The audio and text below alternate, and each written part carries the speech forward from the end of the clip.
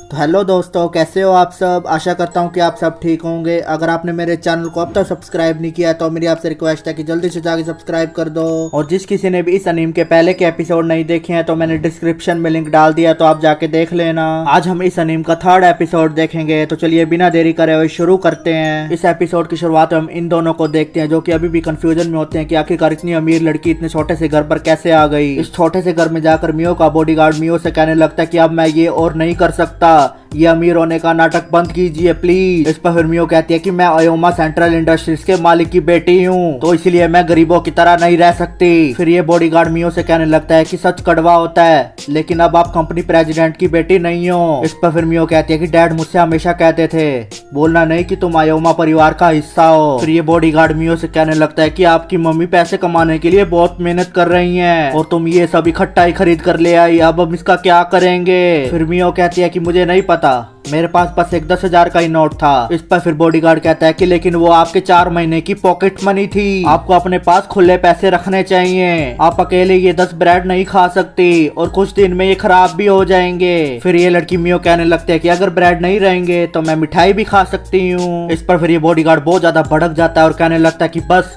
बहुत हुआ, अब मैं आपकी बिल्कुल भी मदद नहीं कर सकता। इसके बाद फिर ये ड्राइवर बाहर जाने लगता है। फिर मियो उससे कहती है कि आप कहाँ जा रहे हो, आप मेरे ड्राइवर हो। इस पर फिर ये बॉडीगार्ड कहता है कि मैं आपके पापा का ड्राइवर था, आपका नहीं। तभी हम देखते हैं कि मियो अपने ड्राइवर को रोकने के लिए बाहर आ जाते हैं और बाहर देखते हैं कि वहाँ पर कामे खड़ा हुआ है। कामे को देखकर मियो बहुत ज्यादा शौक में पड़ जाती है और उससे कहने लगती है कि तुम तो वही लड़के हो ना जिसने मुझे प्रपोज किया था, क्या तुम मुझे प्रपोज करने फिर से आ गए, अपनी औकात में रहो गरीब कहीं के। इसके बाद फिर ये कहते ही मियो अपने घर के अंदर चली जाती है। दूसरी तरफ हम एल्सी को देखते हैं जो कि एक डस्टबिन में छुप गई थी और बाहर निकलकर फिर कामे से कहने लगती है कि मुझे लगा कि मियो बहुत अमीर है लेकिन असल में तो वो गरीब है। फिर कामे एल्सी से कहने लगता है कि मुझे भी अपने साथ छुपा लेती। इस पर फिर एल्सी कहती है कि माफ करना। इसके बाद हम मियो को देखते हैं जो कि मन ही मन में सोच रही होती है कि अब उसने मुझे देख लिया, अब मैं क्या करूं। फिर यहाँ से सीन चेंज होता है और हम एल्सी और कामे को देखते हैं। एल्सी कामे से कहने लगती है कि कहीं उसे ऐसा तो नहीं लगा कि हम उस पर नजर रख रहे हैं। इस पर फिर कामे कहता है कि हाँ मुझे भी ऐसा लगता है।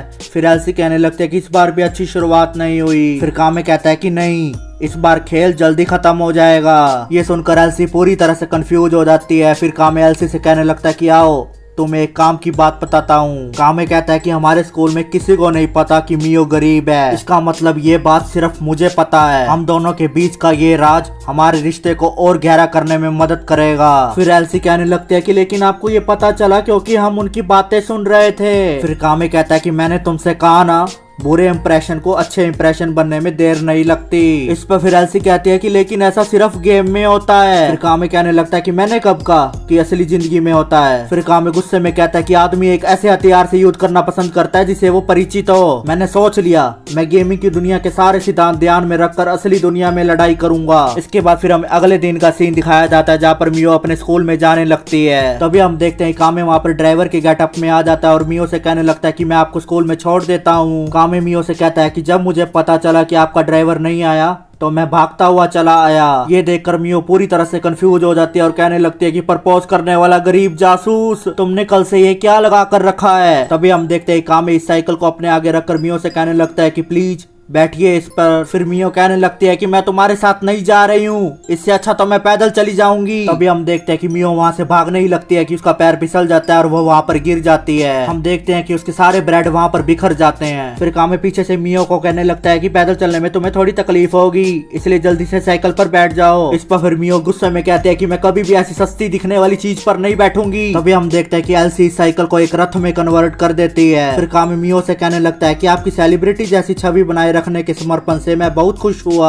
प्लीज मुझे आपकी मदद करने दीजिए। फिर मियो कहने लगते हैं कि अब मेरे पास कोई रास्ता नहीं है, मेरे पैर में चोट भी लगी है इसलिए मैं चल भी नहीं सकती। इसके बाद फिर हम देखते हैं कि मियो इस रथ पर बैठ जाती है और कामे से कहने लगती है कि चलो जल्दी से अब। और मियो मन ही मन में सोचने लगती है कि क्या ये सच में मुझसे प्यार करता है, लेकिन मुझे कभी किसी गरीब से प्यार नहीं होगा। दूसरी तरफ हम देखते हैं कामे इस रथ को चलाने में अपना पूरा जोर लगा रहा होता है। इसके बाद फिर कामे मियो को लेकर स्कूल में आ जाता है और इन दोनों को देखकर स्कूल के सारे बच्चे हैरान हो जाते हैं। फिर मियो रथ से उतरकर कामे से कहने लगते हैं कि अच्छा काम किया, फिर कामे मियो से कहने लगता है कि स्कूल के बाद मैं यही मिलूंगा। तभी वहाँ पर एल्सी कामे के पास आ जाती है और उसे कहने लगते हैं कि आप ठीक तो हो ना। इस पर फिर कामे कहता है कि इस गेम को खेलने में बहुत मेहनत लग रही है। अब हम अगले दिन में भी देखते हैं कामे मियो को एक रॉयल रथ पर बिठाकर स्कूल ले जाने लगता है। हम देखते हैं कामे ऐसा करते करते 5-6 दिन लगातार मियो को रथ पर बिठाकर स्कूल में ले जाता है। इसके बाद फिर एल्सी कामे से कहती है कि मियो जो भी कर रही है वो अच्छा नहीं कर रही। पैसा ना होने के बावजूद अमीर होने का नाटक करना अच्छा नहीं है। वो गर्व से कहती है कि वो प्रेसिडेंट की बेटी है, लेकिन उसने अपने पापा की फोटो पर हार भी नहीं चढ़ाया है। जो मर चुके हैं उनकी इज्जत करनी चाहिए हमेशा। इस पर फिर कामे एल्सी से कहने लगता है कि एक डायमंड के लिए ऐसा कहना अजीब है ना, लेकिन तुम्हें पता है वो दिल की बुरी नहीं है, या कह सकते हैं मुझे तो अभी तक यही लग रहा है। कामे गेम खेलते हुए कहता है कि ऐसे टाइप के कैरेक्टर पहले मतलब ही लगते हैं, लेकिन बाद में वो तुम्हें अपना ही लेते हैं। उसको प्रपोज करना, उसका सीक्रेट, उसके लिए ड्राइवर बनना, बहुत सारी चीजें हो चुकी हैं। अभी बस एक ही बात है जो उसे मेरी तरफ आने से रोक रही है। हम देखते हैं कि ये दोनों मियो के घर के बाहर होते हैं। तभी कामे को मियो के घर के पास पड़ा एक लेटर मिल जाता है। फिर कामे इस लेटर को पढ़ने के बाद एल्सी से कहने लगता है कि मुझे एंडिंग नजर आ रही है।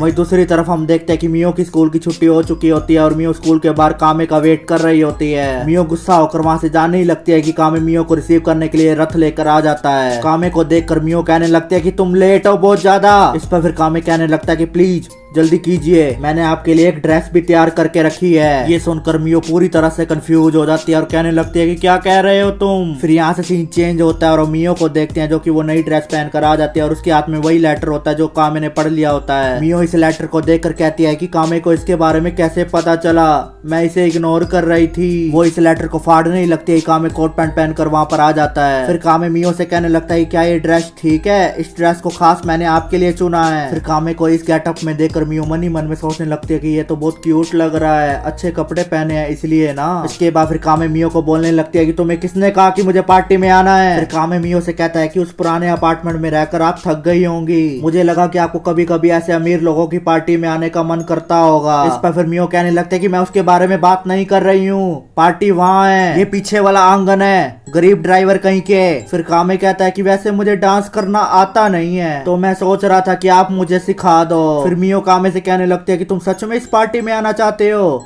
मजाक मत करो, ये तो बस अमीर और फेमस लोगों की पार्टी है, मैं तो यहाँ बहुत बार आई हूँ। फिर कामे कहता है कि ओ इसका मतलब तुम यहाँ पर पहले आ चुकी हो। फिर मियो कहते हैं कि हाँ, मैं अपने पापा के साथ बहुत बार यहाँ पर आ चुकी हूँ। मियो कामे से कहती है कि ठीक है, तुम अपनी पार्टी यहाँ पर कर सकते हो, लेकिन यहाँ कोई चेफ, वेटर या मेहमान नहीं आएंगे। तभी हम देखते हैं कि एल्सी वहाँ पर वेटर बनकर आ जाते हैं और इनसे कहने लगते हैं क्या आप कुछ खाना पीना पसंद करेंगे। एल्सी को देखकर कामे एल्सी के कान में कहने लगता है कि ये कैसे महंगे कपड़े पहन कर आ गई तुम मेड हो तो मेड की तरह कपड़े पहन कर आओ। इस पर फिर एल्सी जोर जोर से चिल्लाने लगती है और कहती है कि मैं ही मेड क्यों बनूं, मुझे भी अच्छे कपड़े पहनने हैं। फिर कामे एल्सी से कहता है कि बेवकूफ लड़की, हम यहाँ पर मजे करने नहीं आए हैं। इसके बाद फिर हम देखते हैं कि मियो कामे को खींचकर अपनी तरफ ले आती है और उसे कहने लगती है कि तुम्हें डांस करना है या नहीं, तो जल्दी से मेरे पास आओ। मियो कामे से कहती है कि मुझे फट्टू लोगों पर टाइम वेस्ट बिल्कुल नहीं करना, तो 1 मिनट में सीख जाना। इसके बाद फिर मियो कामे को डांस सिखाने के लिए उसका हाथ पकड़ लेती है, जिससे कामे बिल्कुल नर्वस फील करने लगता है। कामे को देखकर मियो कहने लगती है कि हाथ पकड़ना कोई बड़ी बात नहीं है ना, डांस में तो ये होता ही है। हम देखते हैं कि मियो कामे को कपल डांस सिखाने लगती है। डांस करते करते कामे मियो से कहने लगता है कि तुम्हारा शुक्रिया, लेकिन ये पूरी जगह किसी मांगा की तरह लग रहा है। इस पर फिर मियो कहती है कि एक गरीब को तो ऐसा ही लगेगा ना, हाई क्लास लोग ऐसे ही रहते हैं। फिर कामे कहता है कि मेरा इस दुनिया से क्या लेना देना। फिर मियो कहती है कि मैंने अपने पापा के साथ भी बहुत बार डांस किया है। तभी हम देखते हैं कि पार्टी से कुछ लोग बाहर आ जाते हैं और मियो से कहने लगते हैं कि तुम तो आयोमा की बेटी हो ना। फिर इनमें से एक आदमी मियो से कहने लगता है कि मियो बेटा, आप यहाँ पर क्या कर रही हो, अगर आप आ ही गई हो तो अंदर चलिए। फिर मियो कहती है कि ऐसी बात नहीं है कि मुझे अंदर नहीं आना है। फिर ये आदमी कहने लगता है कि तो आप यहाँ पर क्या कर रही हो। अरे हाँ, प्रेसिडेंट आयोमा के बारे में तो सुनकर बुरा लगा, मैंने सुना है कि आप अपनी मम्मी के साथ अपार्टमेंट में रहती हो, मुझे पता है कि आप बुरे समय से गुजर रही हैं, तो प्लीज पार्टी में खाने का आनंद लीजिए। इसके बाद फिर ये तीनों बंदे अंदर पार्टी में जाने लगते हैं और एक दूसरे से कह रहे होते हैं कि इसको पार्टी में इनविटेशन किसने दिया,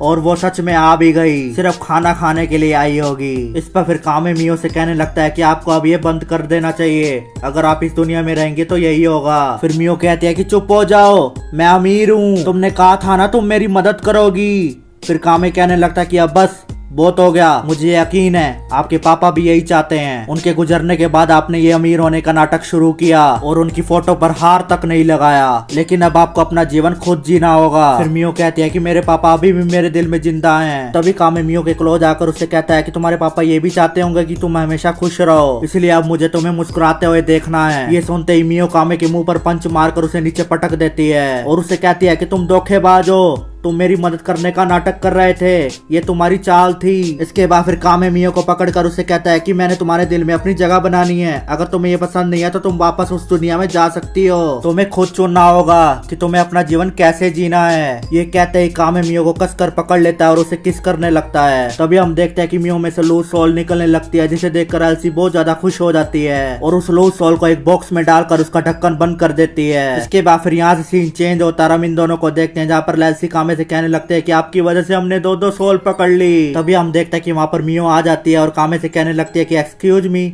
गरीब लड़के, अपना हाथ आगे करो। ये कहते ही मियो कामे के हाथ पर चिल्लर रख देती है और उसे कहने लगती है कि मुझे एक ब्रेड लेनी है, क्या इतने पैसे काफी हैं? मैंने इसके पहले कभी चिल्लर इस्तेमाल नहीं किए हैं, इसलिए मुझे नहीं पता कौन सा कॉइन कितने का है। फिर कामे कहता है कि 2 ब्रेड के लिए इतने काफी हैं। इसके बाद फिर मियो कामे से ये चिल्लर वापस लेकर ब्रेड लेने चली जाती है। ये देखकर फिर एल्सी कामे से कहती है कि मियो अपने आप को बदलने की कोशिश कर रही है। इस पर फिर कामे कहता है कि मुझे लगता है कि उसके बात करने का तरीका भी नहीं बदला है, लेकिन उसके लिए अच्छा होगा कि वो अपने पापा को और मुझे भूल जाए, ऐसे वो खुद के मन से अपना जीवन जी सकती है। तो इसी के साथ हमारा ये एपिसोड यहीं पर ही खत्म हो जाता है। अगर आपको ये वीडियो अच्छी लगी हो तो मेरे चैनल को सब्सक्राइब करके जरूर जाएं और कमेंट सेक्शन में कमेंट करके भी जरूर जाएं कि आपको वीडियो कैसी लगी। तो हम फिर मिलेंगे अगले एपिसोड के साथ। Thank you.